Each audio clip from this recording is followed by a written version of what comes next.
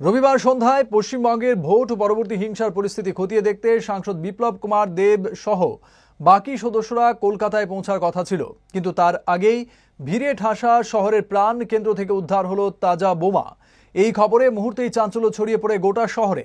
ঘটনাস্থলে ছুটে আসেন বিজেপির স্থানীয় শীর্ষ কর্তাদের অনেকেই। শুরু হয় স্থানীয় পুলিশ প্রশাসনের দৌড়ঝাঁপ, ছুটে আসেন গণমাধ্যমের প্রতিনিধিরা। এই ঘটনায় রাজধানীর নিরাপত্তা ব্যবস্থাপনার ঢিলে ঢালা চিত্র নিয়ে প্রশ্ন ছুড়েন পশ্চিমবঙ্গের বিজেপির মিডিয়া কো ইনচার্জ কালীচরণ সাহা। পশ্চিমবঙ্গের গণমাধ্যমের সামনে তিনি অভিযোগ করেছেন, পশ্চিমবঙ্গে যে গণতন্ত্রের অবশিষ্টটুকু আর নেই, এটাই হচ্ছে বড় প্রমাণ। রাজ্যে পুরোদস্তুরভাবে নির্বাচনী সন্ত্রাসের বাতাবরণ বইছে।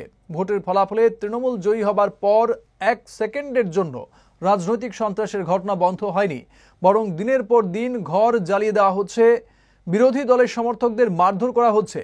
প্রশাসন জানে যে কেন্দ্রীয় একটি টিম রাজ্যের পরিস্থিতি খতিয়ে দেখতে আসছে। এর মধ্যে এই ঘটনা, এই খবর ইতিমধ্যেই গোটা দেশ জুড়ে চাঞ্চল্য এবং গুঞ্জন ছড়িয়েছে। বিষয়টির তীব্র নিন্দা জানিয়েছেন সাংসদ বিপ্লব কুমার দেব।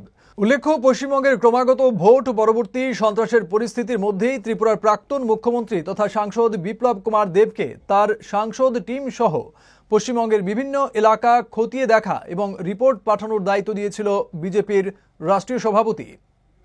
কিছুক্ষণের মধ্যে আমাদের কেন্দ্রীয় টিম আসছে এবং তার সামনে কলকাতা পুলিশ নাকি দায়িত্ব নিয়ে থাকার পরও এখানে যদি বোমা পাওয়া যায়, এর চেয়ে লজ্জাজনক বোধহয় বাংলার জন্য কিছু হতে পারে না। আমি বলতে পারবো না বোমা না কি রয়েছে, দড়ি দিয়ে বাঁধা দেখছি, তবে আমি তো বাঁধি না, জন্য বলতে পারবো না। যারা বাঁধেন তারা বলতে পারবেন হয়তো।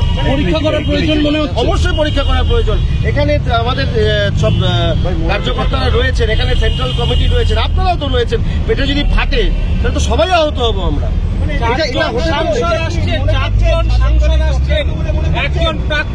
দেখুন, অন্তত কেউ যে আমাদের ভালোবেসে করেনি সেটুকুনি তো বুঝতে পারি। কেউ যে আমাদের ভালোবেসেটা রাখেনি সেটা তো অন্তত বুঝতে পারি। কে রেখেছে না রেখেছে সেটা দেখার দায়িত্ব সম্পূর্ণরূপে কলকাতা পুলিশের।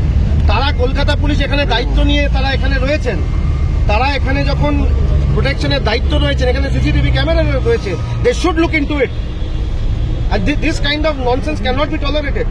এটা বাংলা, এটা কলকাতা। ভর দুপুরে এখানে দাঁড়িয়ে বোম পাওয়া যাচ্ছে সেন্ট্রাল এভিনিউর রাস্তা থেকে।